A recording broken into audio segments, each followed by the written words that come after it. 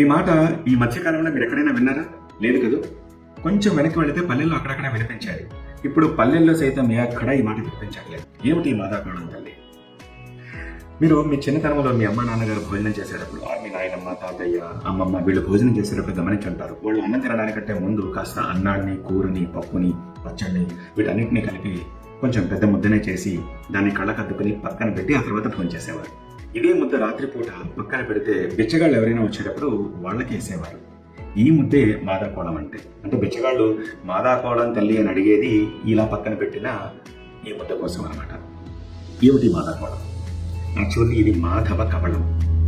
మా అంటే లక్ష్మీదేవి, ధముడు అంటే భర్త, అంటే లక్ష్మీదేవి యొక్క భర్త శ్రీ మహావిష్ణువు.